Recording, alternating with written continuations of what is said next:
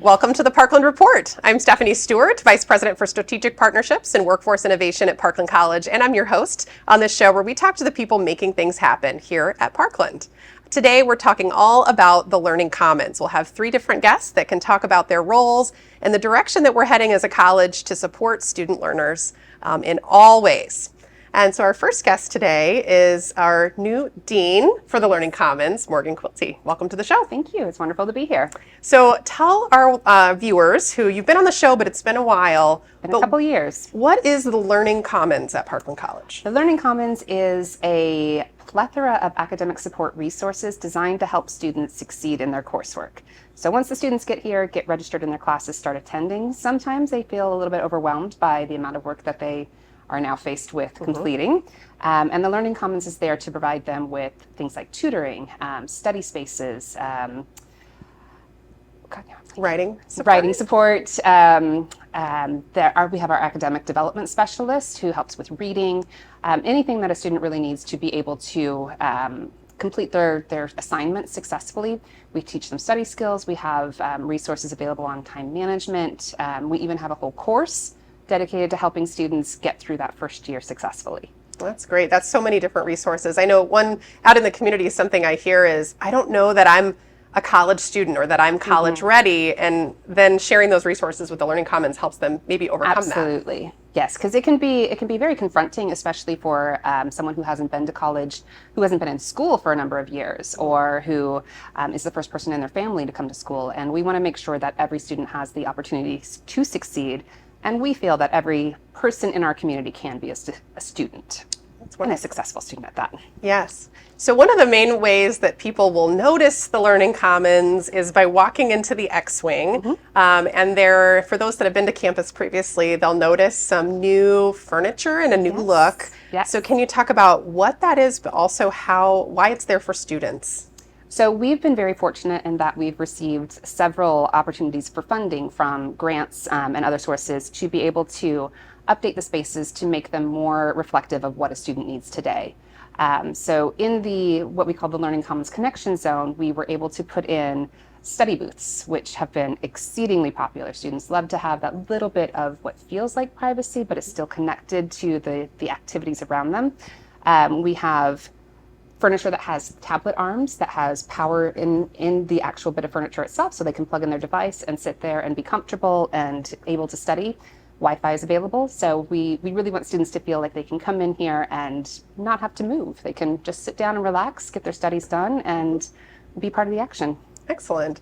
And so they can come and get comfortable in some spaces, but I know a lot of students that we were talking about, they may not feel like they feel fully ready, or that they may be struggling in certain courses, let's say that math class, or with reading to get a certain placement score so they can continue to move forward. So can you talk a little bit about how we help students really get on the level that they're looking for in terms of their academic progression? Sure. So 2 of the main programs that we offer are the Writing Lab and our tutoring program. We offer tutoring for a number of those really challenging classes, things like math, science, physics, economics, sociology, the classes that require quite a bit of a different kind of thinking for the most part. We have students who have completed the courses, so they have taken that class and have been really successful for it. And their faculty member has recommended them to our tutoring coordinator as people who would be a good resource to act as a tutor. So it's someone who's a peer as much as a mentor. So the tutoring is completely free. They can sign up for an appointment, or they can just walk in, depending on, we do have a schedule that says which students are available for which classes at what time. Come in, sit down, get help, stay as long as they need, hopefully walk out feeling much better about where they are in terms of that course. And then the other side of the room, we have the Writing Lab, which is staffed by composition faculty. So those are faculty members who have taught Composition 101 at Parkland, and they are experts when it comes to writing, so they know they're what they're grading doing. the papers. They're fully versed. Exactly. They've seen it all, so Yes. there's nothing that you can come in with that would surprise them, and they will help you get to a level where you're going to be successful. So things like structuring your essay, coming up with a main idea, figuring out the flow of how your essay should go, and they'll even help with things like writing a resume or writing a reference letter for an application essay for going on to another university. That's wonderful. I think that's really a difference maker for community college and the role that we serve. What our mission is really that we want to help folks, meet folks where they are and help them get to where they want to go. Absolutely. That's really great. One thing I was answering a question out in the community recently about who can come and walk into our Learning Commons and our library, and who can check out materials. And there's a pretty broad answer to that question. Absolutely. So can you share with our audience, because they may be wondering as well. So if you are a resident of District 505, if you are in the Parkland College community area, you are able to use the college resources, which includes the Learning Commons. So we have a community borrower card. So even if you're not registered for a class, you can come in and borrow a few items, take them home, bring them back, I hope. Our computers are open access, so if you don't have reliable internet at home, you are absolutely welcome to come in and use the Wi-Fi, or if you don't have a laptop, come in and use our desktops that we have available. We also have a laptop lending program, but we do try to prioritize students who are currently enrolled so that they have immediate access to their classes.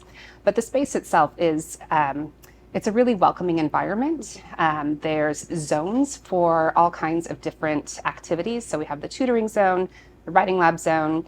We have a section by our green roof. So that's a balcony that has beautiful gardens where it's just natural light and tables, so students or community members can come in and sit down and read or work on their studies. And we also have the silent zone upstairs. So if there's someone who really needs a quiet place to focus, that's a great place. If we have someone who wants to come in and do, let's say like a phone call interview or an interview on a video camera, and they need a place that's a little bit private, we have our study pods, so they can go in, close the door, have a little bit of privacy, and be able to do what they need to do. That's wonderful. Yeah, the person that was asking has a rural address, and so they don't have a municipal library. Yes. And I said, hey, come to Parkland. It's Absolutely. So the last thing I want to ask you about is first year experience. Yes. And it really kind of cues up some of the other guests that we have for today as well. But could you tell us about the first year experience within the framework of the Learning Commons and what some of the goals are around that? So first year experience, it's a full semester class. We have varying credit option hours for credit option, which Nikki, who is our new coordinator for first year, she'll tell you all about that. The goal with first year is to really set students up to be successful for the rest of their college experience, because college is very different from high school. And as I mentioned earlier, for those who haven't been in the classroom for years, everything's changed. So it helps with setting goals, understanding who you are as a person and what makes you successful as a student, how you want to pursue your career. And then it also introduces you to all of the services that Parkland offers, which we want every student to be successful. And we have so many resources in place that can help students be successful. But it's a little overwhelming when you first start, and it can be hard to know where to go. So it's designed to help students be successful for the rest of their college experience by setting them up with structures and supports and an understanding of how the college process works. That's great. Well, Morgan, any final thoughts before we take a break and hear from our other guests? I would absolutely love to welcome all of our community members to come in and see the Learning Commons anytime. We're open Monday to Friday, 7:30 a.m. to 7 p.m. during the semester. You don't have to have a student ID to walk in. You don't even have to have a backpack. You can just come in and feel comfortable. That's excellent. Thank you very much for being on the show. Thank you. All right. We will go ahead and take a break, and then when we come back, we'll have some more guests from the Parkland Learning Commons. I decided to partake in FYE because I knew that it was going to help me not only prepare for college in my future years, but also life in general. I came into the class not knowing anything, and Parkland was just my next step, but I didn't know what else, what after. And so she didn't only focus on at Parkland, but she focused on after Parkland, and that's exactly what I needed. We learned a multitude of stuff, including how to manage a budget in college, because I have a problem with impulse control with my budgeting, but that's okay. Every college student does at one point. We also learned how to adapt our personalities with each other, such as if one person's one personality type, and you're another one, you could figure out how your guys' personalities could interact, or the differences you might face, or the obstacles you might face with your personalities. We took this personality test, the 16 personalities, and just understanding how I work helped me understand how I interact and what my strengths are, because I always think back on, if I'm confused about maybe how to interact with something or how to go about something. For example, I'm an advocate, and so I like move and operate out of that space. It just helps clarify different things, definitely. A big lesson that I've learned from the professor, because she's very nice, she always recommended no matter what somebody's going through, you always help somebody. And so, for example, my psychology class, we could be talking about a potentially sensitive topic and somebody could get upset by it. With my skills that I've learned from FYE, I could apply those and be there for that person and talk with them about how that experience, doesn't necessarily define them. I think it helped give structure. I still have like my educational plan, my academic plan that we went through, and I can look back on that and say, oh, these are the goals, and sort of see that I have been making progress, just with my life goals, with my professional goals. I would recommend it because not only is the whole classroom a very positive environment, but also it leaves you wanting to take that class more and more. I'm in my second semester, and unfortunately I cannot take the FYE class again, but if I had to be honest, I wish I could take it again. I'd say I feel like it should be required. I think that with the personality test, you're learning things about yourself. So she has resources days where you're learning about financial aid or academic advising. And if you don't know about those things, you can't really take advantage of them, especially with all the learning commons things, resources that she really informs you about, because I think I would have been really lost without it. It just gave me a better understanding of Parkland and how it works and what's available.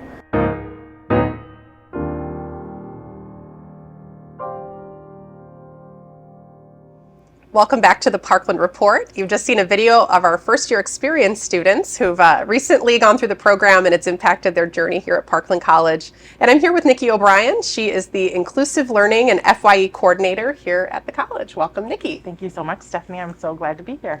So this is a new role for you, which is very exciting. Congratulations. Thank you. And tell us a little bit about first year experience and sort of what your role will be in shaping it for the future. Sure. Well, the first year experience is a course that is a success course for students in college. So it combines the areas of personal learning, academic learning and growth, and professional preparation. So everything we do in an FYE course touches one or all of those areas. So it's dedicated to making sure students understand what success looks like for them. And if they haven't defined it, it gives them some tools to define it for themselves. And it also shares tools, tips, and resources for them to have a great experience in college. So it educates students about the system of college, so how Parkland works and operates, how to navigate systems and instructors and classes.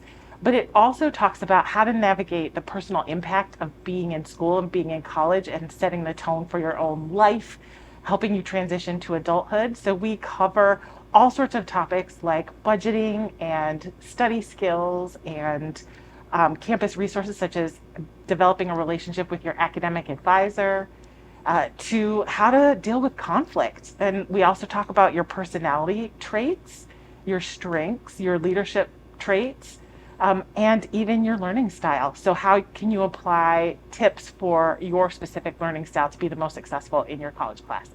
That's incredible. And I know our students in the video were talking about their experiences too, and how that impacted them. Can you share a little bit about those students and experience working with them? I'm sure they're great examples of students you work with every day. Yeah, the students here at Parkland are pretty fantastic. So I consider myself lucky to get to be able to interact with these students. And one of the best parts about being faculty at Parkland is the privilege of journeying with our students. So every time you're in a class with them, they invite you into their personal and academic and professional journey. So even though I'm faculty and I've already been in college and I've been teaching for a while, it's a new experience every semester with new students. So they get to set the tone, they get to define the experience, they get to redefine their experience. So it's just an amazing privilege to be able to be invited into the lives of our students. They are going to do incredible things, and they are doing incredible things. And a lot of it starts with FYE, because we give a foundation of how to consider what path they want to go onto and how they want to make decisions to set their path in life, and to remind them that they can make those decisions. They don't have to follow anybody else's path. And it gives them the time and space to do that, and it empowers them. So it's just really exciting. And those particular students that we saw were a pleasure to have in my classroom. So smart and so bright. And I loved what they were saying about how activities that we do in FYE impact their other classes, impact how they make decisions about career, and things like the personality test that we do can identify some strengths. So even if students aren't aware of their own strengths, they have now a tool of resources to borrow from other systems and exams or tests or quizzes. And they can use those on their resume, they can use them in interviews, they can use them in essays. And then even if students are aware of their strengths, this is an affirming activity, so they can get even more understanding of who they are and where they want to go. That's incredible. Yeah, you hear a lot of conversation out there in the news and in the community about, well, you know, younger people or people going back to school, they need direction. This is exactly the type of thing that they're talking about, and those personality assessments and really evaluating what works for you, Yes. rather than you have to follow a prescribed path. Exactly. That's very powerful.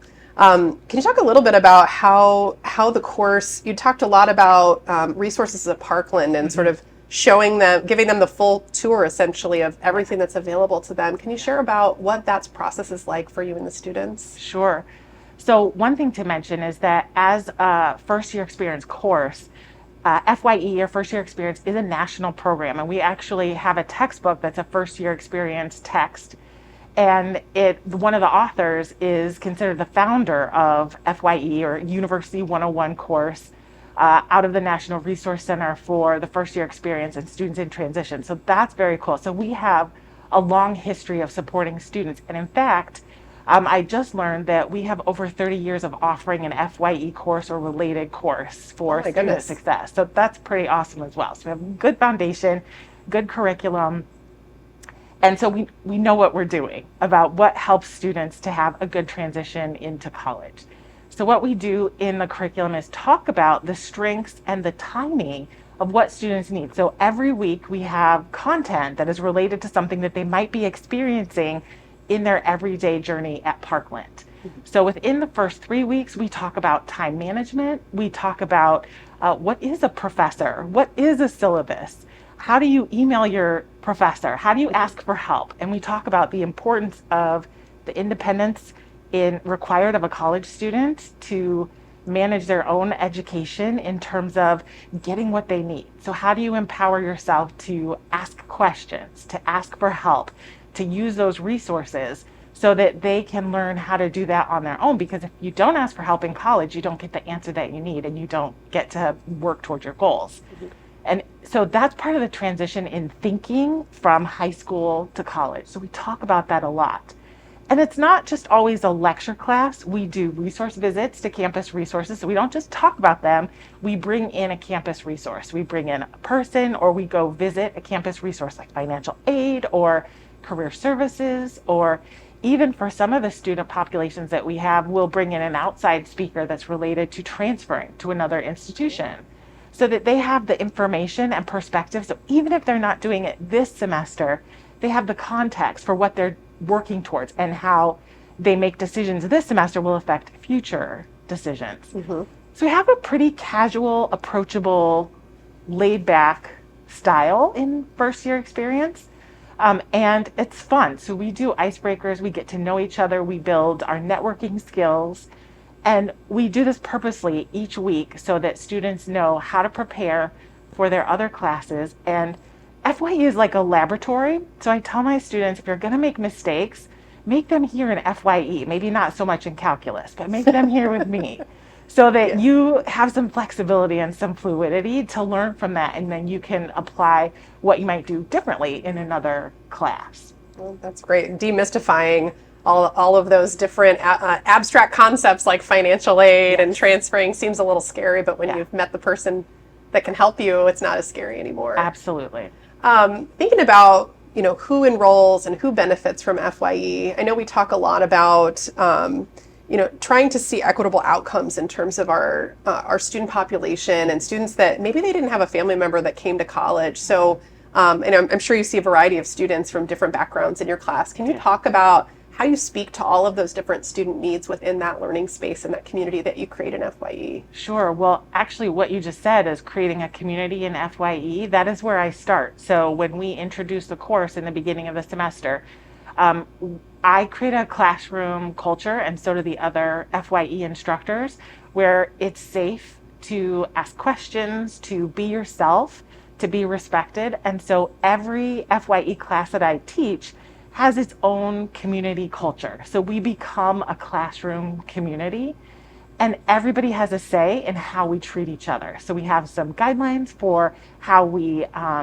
talk to each other, how we handle conflict, because in a college classroom, I expect people with different life experiences to disagree. So we talk about when that happens, because it will happen, that it's completely okay to disagree. In fact, I encourage that. We won't all have the same opinion because we don't all have the same life story. But what's not okay is to blame, shame, or attack. And so when we talk about what's okay, what's not okay, students use their own voices to talk about, well, what works well in a classroom? What's worked well for me? What do I need in this environment to feel respected? What is respect? So we can have some really great conversations about the classroom culture, and everybody has a voice. So even if they're different voices, we make agreements together about what this journey in college in this first semester is going to be like, and it makes such a huge difference. That's great. Can any student enroll in FYE? Who can enroll in FYE? Do they need to be right out of high school, or can it be anyone returning to Parkland for their own reasons? That's a great question. So even though it's called first year experience, Parkland is a community college, and the course is open to anybody who would find value in it. And I do believe that it's a valuable enough course that anyone who takes it and puts the time and energy into it will get incredible benefit from it. It's one of those courses that should be the easiest course on the roster for that semester, but it should also be one of the most meaningful. So what you put into it is also what you get out of it. So if you pay attention to the lessons and the content and are curious and explore, you can do really well in FYE. So I have served students that are out of high school. We also have dual credit sections. So we have students that are currently in high school. That's a great time. It's great, and they're getting credit in high school, and they're getting credit at Parkland.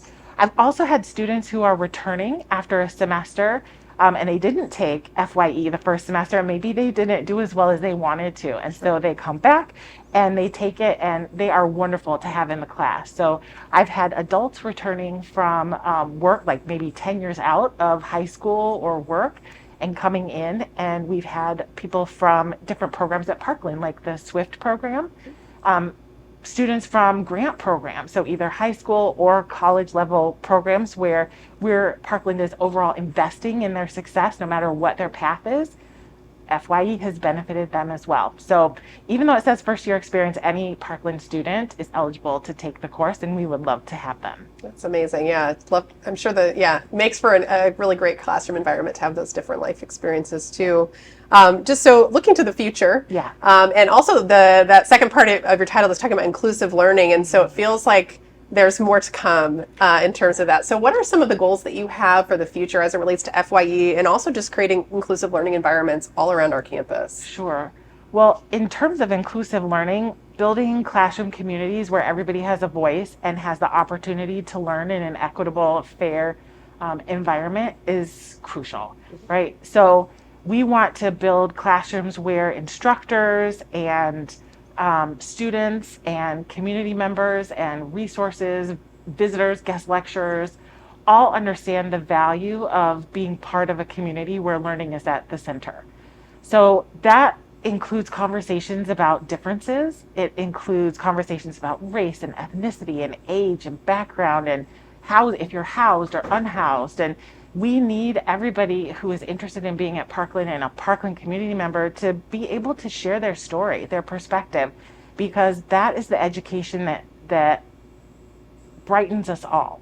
So when we have someone who's different from us, who has a different lived experience in the classroom, we aren't just learning about the book or the curriculum for how to be successful in college. We're learning about how this world impacts other people in our community, our neighbors, our friends. And that opens us up, heart, mind, spirit, to being kinder, gentler, more open, and also to develop strategic ideas to make our community better. So if we're all the same, we don't learn as much. And so building community is really at the center of what I see for the future of FYE, along with the idea that a lot of feedback that we get from our students who leave FYE, particularly those who do it in the traditional manner of coming from high school and being in FYE their first semester, when I see them the next semester, they say, boy, I wish I really had an FYE class again this semester or in my second year. So I do see some opportunities for some second year opportunities in a second year experience program, but also additional leadership and community investment opportunities for students who have been through FYE and want to take those skills and build them even more. That's so exciting. Well, we're excited to see where you take it in the future, and thank you so much for being on the show and sharing with us today. Thank you. Okay, we'll take a break and we'll hear from our final guest today, Amanda Avery from the Learning Commons. Welcome to the Parkland Learning Commons. If you need help, the Learning Commons is here for you. We offer customized help to all Parkland students in the areas of writing, research, tutoring, and technical support. You can access these support services by coming into the Learning Commons, located on the second floor of the X-Wing, by phone, email, chat, or by requesting help through the Cobra Portal homepage. Would you like free tutoring from Parkland faculty members on your writing assignments? The Writing Lab is a free walk-in service where writing faculty will help you at any stage of your writing, in any course, from getting started on an assignment to citing sources correctly. In addition to coursework, the Writing Lab can also help you with transfer essays, job application letters, and many other writing projects. We are open Monday through Friday. Add the Writing Lab on Cobra to see our schedule and to find useful links and handouts. And come see us in person by following the signs in the Learning Commons. The Writing Lab also sponsors the School Supplies Pantry. Stop by and pick up what you need, no questions asked. The supplies are donated to the pantry and are available to you at no charge. Just past the entrance to the Learning Commons is the library. At the library, we have trained researchers and subject specialists that can help you at any stage of your research. We can show you how to find books, journal articles, videos, tutorials, and how to judge the credibility of all kinds of sources. Textbooks too expensive? We have textbooks from many of Parkland's classes that can be checked out and used in the library. If you need a laptop, calculator, charger, or presentation equipment, we have those too. Scanning is available at no cost and printing for a small fee.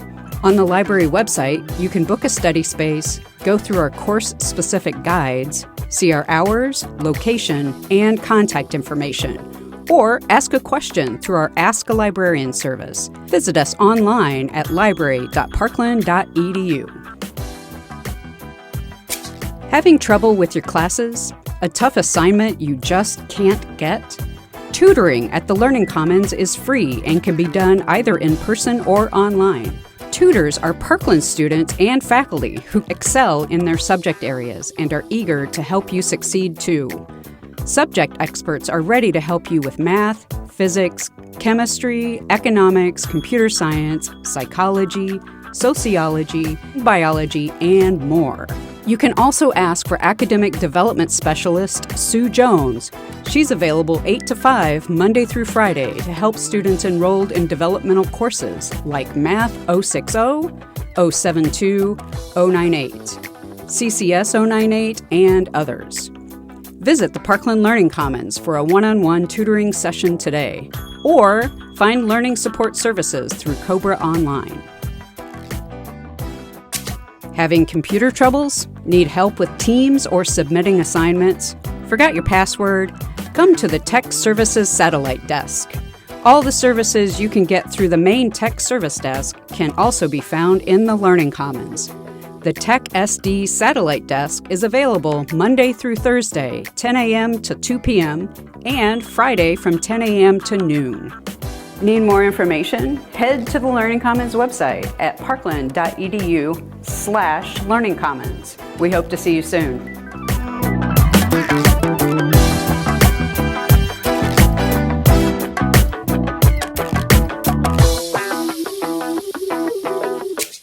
Welcome back to the Parkland Report, and we have our final guest from the Learning Commons today, Amanda Avery, who is a librarian with the Learning Commons. Welcome to the show. Thank you. Happy to be here. We were chatting during the break a little bit about all the different areas that are kind of in your purview, and could you share a little bit about what those are, and we can start to unpack them. Yeah. So my title is Learning Technologies and Collections Librarian. It's kind of a mix up of a bunch of different support roles in the Learning Commons. So learning technologies, my staff handle like the learning management system and any other instructional technologies used in the classroom.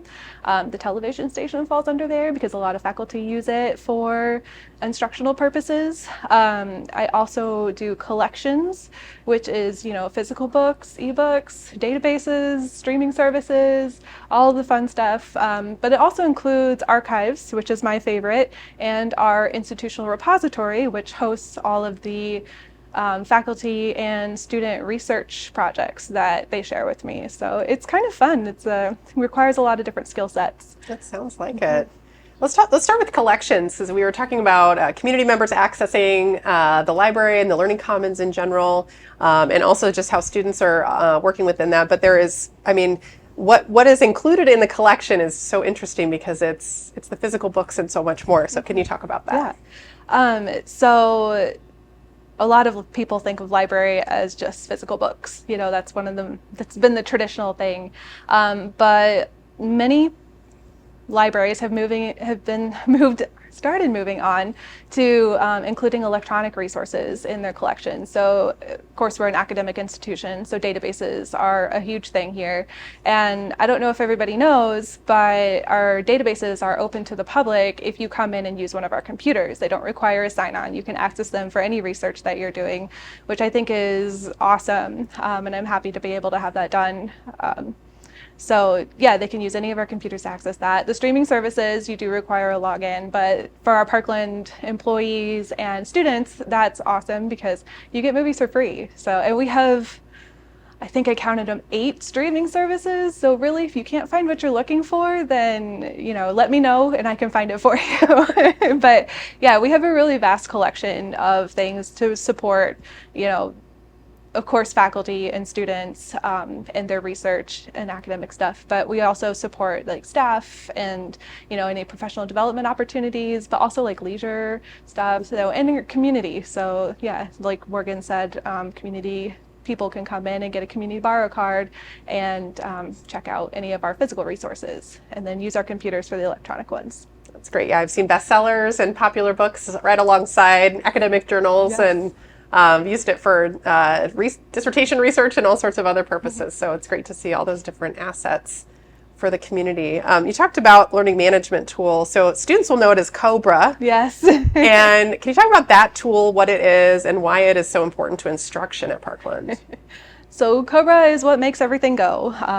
Students or faculty use it to share their course materials with their students so they can, teach their classes and get their points across, and, students can earn credit to graduate. But we have a lot of other things on there for like student groups have Cobra course shells that we call them, so they can put up meetings, times, and any resources they want to use there. But yeah, it's a really integral part of the Parkland community, and everybody uses it. So yeah. If you're not logging into Cobra, Yeah. you probably should. Right. If Yes. you're enrolled in courses. At this point, yes. That's great. Okay.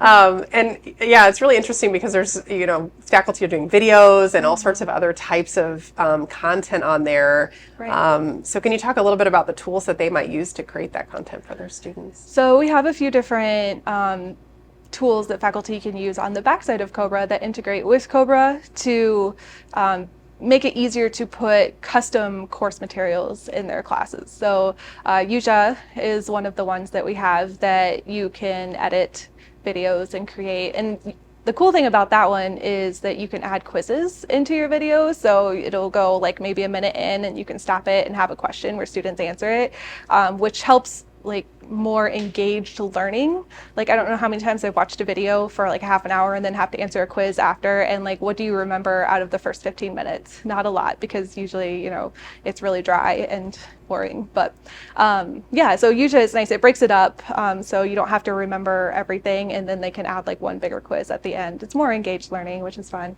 When we talk about quality, that's what we mean, is that our faculty are really creating and engaged in those materials and using all the technology to do it. So yeah, that's wonderful. Yeah, we have a couple things where they can bring in library resources directly from our databases into Cobra. So students don't have to go out and find it in a database. They can just click it right there, which makes it easier for them. So it takes a step out of finding it, which is great. That's great. So speaking of databases and repositories, I know we were chatting and talking about Spark, which can you tell us what Spark is, and then why it is a significant resource for the college and students and our faculty and the community? Spark is one of my favorite things. It's our institutional repository.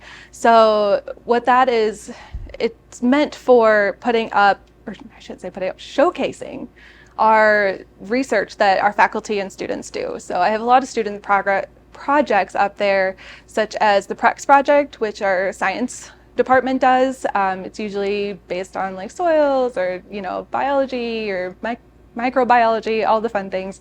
Their posters go up there, they do interviews. It's a really wonderful project, and I have several years of that.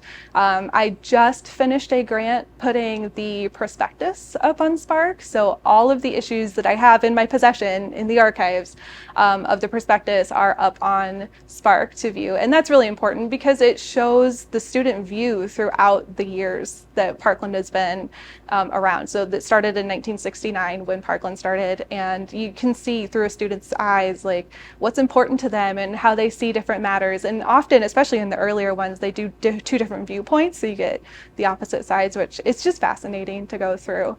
But we have grant projects up there. I know we have our Global Initiatives grant, which is really awesome, bringing in global issues into the classroom and giving students a wider view of what's going on in the world. I think that's pretty fascinating.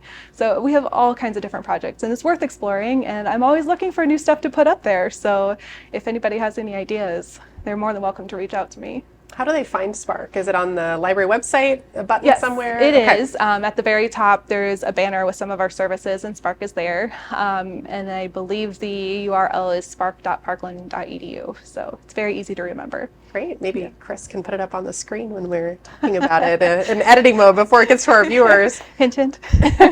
So I've kind of saved, I guess, your favorite for last. And we were talking about this too because I've been in the archives. But talk about what the Parkland Archives is and how it is created, and maybe some teasers as to what's actually in the archives. So Parkland is awesome because they started the archives in, I believe, 1972, which has been years in front of anybody else who's a community college. I don't know many other community colleges that have a really well developed archives. They saved so much stuff, and we have a really good history. But I collect anything that is related to Parkland, shows that its history and, the events that happen, or, the changes that happen when classes stopped or started, or, the big events, or, presidential papers, all kinds of things. They just had the planetarium donate a bunch of stuff, so I'm really excited to dig into that and get into the history of the planetarium. But yeah, there's just really so many cool things up there. And I'm only in my third year here, so I'm still discovering what all it has in store. But One statistic I heard recently was that I believe we've graduated over 300,000 residents over the span of the existence of Parkland College. And so that means that out in the community, there are likely some interesting artifacts, right, from our history that folks have taken away or created. So if someone comes across something like that in their basement or their garage, what should or could they do with those artifacts? They can definitely email me directly and ask, but I also have up on the library page again, at the very bottom, there's a site for the college archives where they can find more information about what types of items we take and how to donate them. So again, anything that is related to Parkland College's history specifically, we don't usually go very much out of that. But yeah, there's still some gaps in my collection that I would really love to fill, and I think the community could definitely help me fill parts of those. So That's wonderful. Well, maybe you'll have some interesting donations and news stories for the next time we have you on the show. I would love that. We're working on a project to expand the storage of the archives. So I'm doubling my space. So yeah, I have plenty of room for new stuff. Excellent. Well, Amanda, thank you so much for spending time with us on the show. It's been great to hear about your role and all the different areas and how we can take a look at them. Great. Well, that's it for this episode of the Parkland Report. We hope you learned a little bit about the Learning Commons and the people making things happen within those different roles and responsibilities within that support for our students academically. So we hope you'll join us next time. Thank you very much.